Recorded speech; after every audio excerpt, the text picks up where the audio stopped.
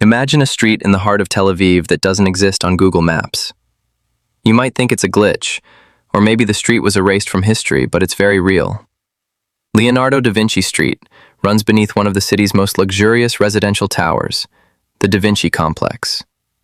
But behind the glamorous facades and glass windows, hidden from public view, lies Israel's most secretive military installation, a multi-layered underground command center built to withstand electronic warfare, airstrikes, and even the collapse of the city above.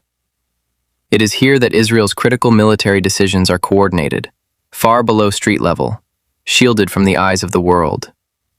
Now consider this. Iran's Islamic Revolutionary Guard Corps claims they have fired their Kheibar Shekan missile directly at this location. According to Iranian sources, the missile struck within meters of what was once Netanyahu's office, targeting the very heart of Israel's underground command infrastructure. But the big question is, did the missile actually reach the command center? Was Israel's decades-long effort to protect its nerve center compromised? Or is this an exercise in psychological warfare meant to project power and create uncertainty, rather than actually destroy critical infrastructure? Ask yourself, if this target is hidden beneath blurred satellite images and off-limits streets, how can anyone verify the truth? Why did Israeli media delay coverage of the June 2025 strike by weeks, even after images were circulating online? What does Israel do when the core of its military command is allegedly under attack, but the public sees almost nothing? These are not just military questions. They are about perception, deterrence, and the narrative each side wants the world to believe. In this video, we'll break it all down. We'll examine what this underground complex really is, how it operates, and why it's considered so critical to Israel's defense strategy.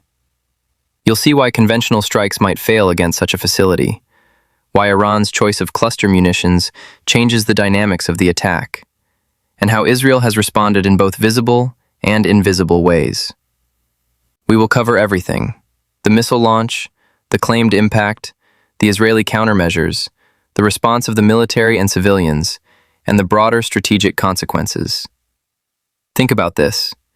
If a missile hits a deeply buried command facility, how do you even measure success? Is it physical destruction, operational disruption, or purely psychological impact? How do countries gauge whether their most critical command networks remain intact when no footage or satellite imagery can confirm the damage? And if the enemy claims a hit, does the world simply accept it? Or analyze what the statement is really intended to achieve? By the end of this video, you'll understand not only the technical and operational aspects of the Kheibar Shekan missile strike, but also the broader strategic context. You'll see how this single attack could shift perceptions, influence ongoing military planning, and even affect global politics. We'll explore every angle, from weapons technology to human consequences, and answer the questions that everyone is silently asking. Was Israel truly threatened? Did Iran gain any advantage? What happens next in this underground war that very few people even see? So stay with me, because what we uncover today goes beyond headlines and official statements. It goes beneath the surface, literally, to reveal the hidden war that could change everything.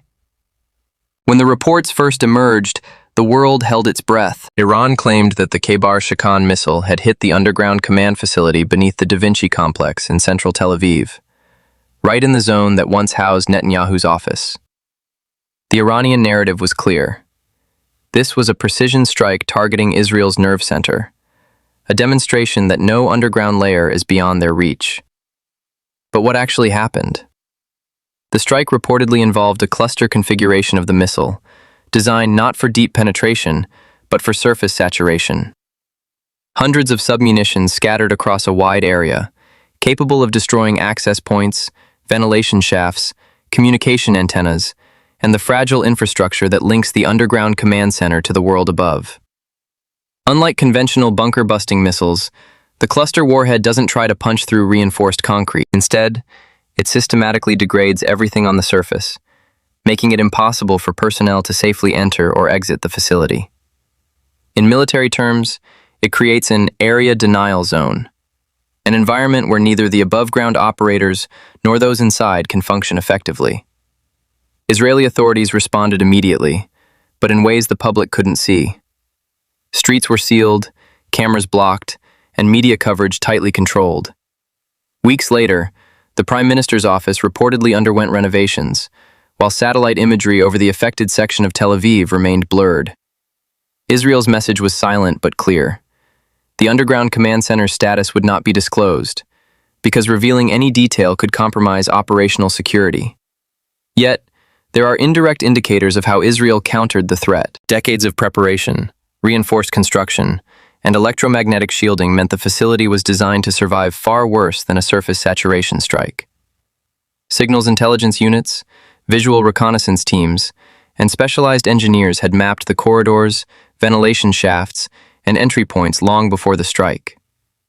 This prior knowledge allowed Israel to anticipate the missile's impact and safeguard key assets, reducing operational disruption.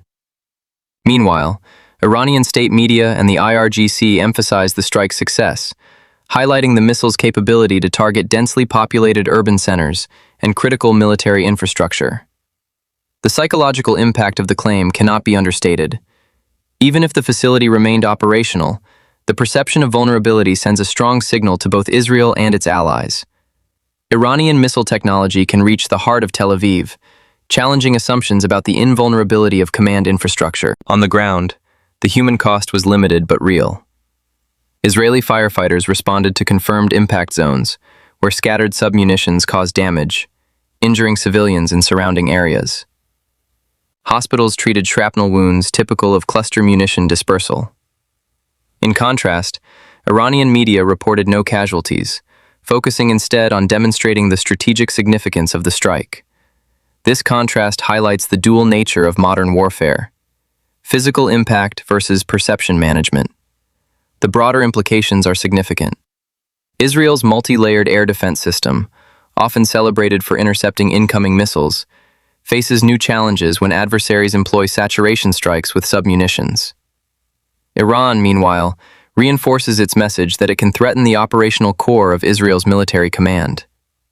Each side selectively releases information to control the narrative, creating a war where perception is as crucial as reality. Strategically, the strike, whether fully effective or not, demonstrates the evolution of warfare in highly urbanized environments.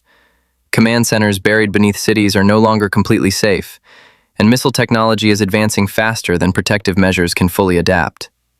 For Israel, maintaining the appearance of uninterrupted command capacity is essential for deterrence, signaling to adversaries and allies alike that it can absorb attacks and respond coherently. For Iran, claiming a successful strike amplifies psychological pressure, even without delivering total physical destruction. By understanding both the technical details of the missile and the strategic responses, we can see the full picture: a complex interplay of weapons technology, operational security, human consequences, and global perception. Every decision, every claim, and every sealed street is part of a calculated effort to shape the narrative of this underground war. So when you hear the reports that Iran struck Netanyahu's secret bunker, know that the story isn't just about missiles or buildings. It's about the invisible battle beneath the surface, where information, perception, and strategy determine the next move in a war that could redefine the rules of modern conflict. Now that we've explored the strike itself and Israel's immediate response, it's time to step back and examine the bigger picture: the strategic, political, and psychological consequences of this attack on Netanyahu's secret bunker in Tel Aviv. This isn't just a story about missiles hitting a target. It's about how modern warfare is reshaping command, control, and perception in the 21st century. First, let's talk about Israel's defensive posture.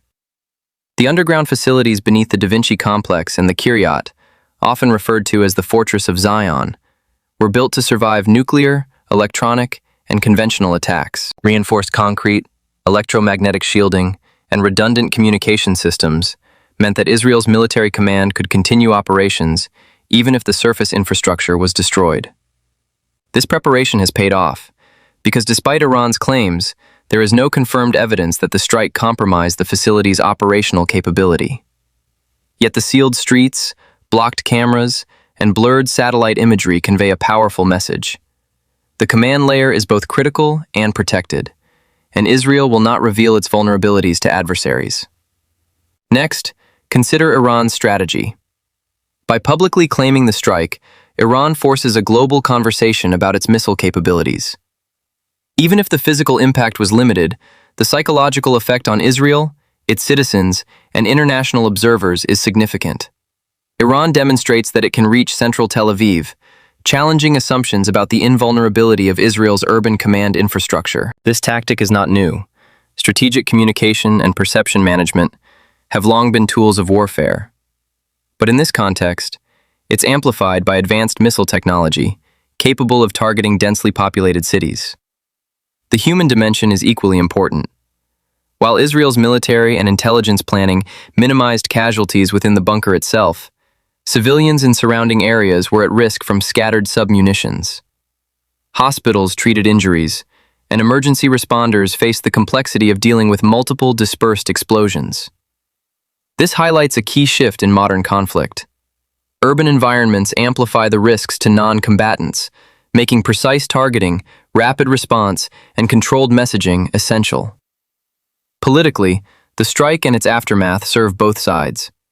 Israel projects resilience and preparedness, signaling to allies that its command structure remains intact. This reinforces deterrence, ensuring that adversaries understand that a first strike, even one that targets the nerve center, will not cripple its response.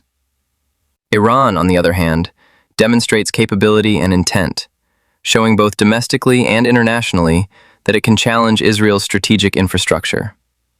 The interplay of perception and reality here is critical. In modern conflict, what the world believes can sometimes matter more than what physically occurred. Strategically, we see a convergence of technology and psychology.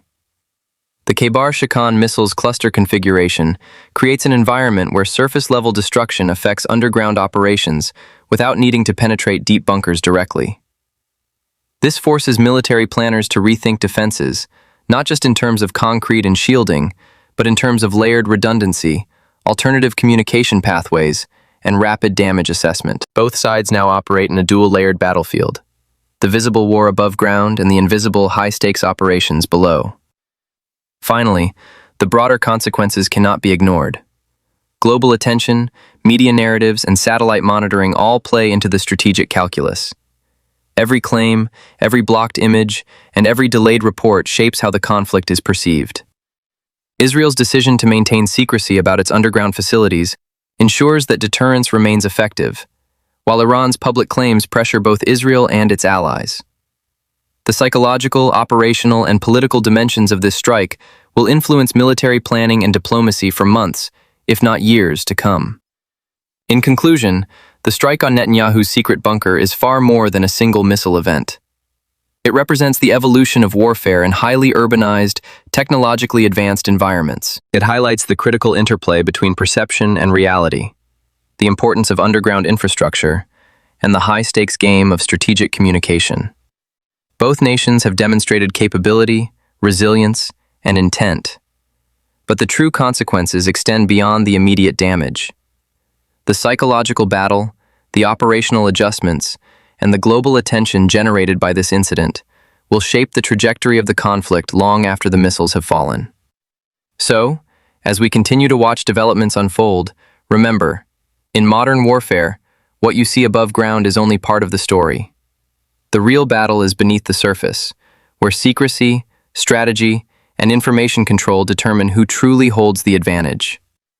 After reviewing all available evidence, reports, and analyses regarding the alleged missile strike on Netanyahu's secret bunker in Tel Aviv, the conclusion is complex but clear in context. Iran has publicly claimed that its Kheibar Shekan missile hit the underground facility. But independent confirmation is limited because Israel tightly controls information, seals streets, and censors satellite imagery. What we can assert is that the targeted location is a heavily fortified, high-security command center designed to survive conventional attacks. While there is no verified evidence of significant physical damage to the bunker, the incident demonstrates Iran's capability to strike central Tel Aviv and serves as a strategic psychological message as much as a military action. In essence, even if the bunker itself was unharmed, the event underscores the reality of modern warfare.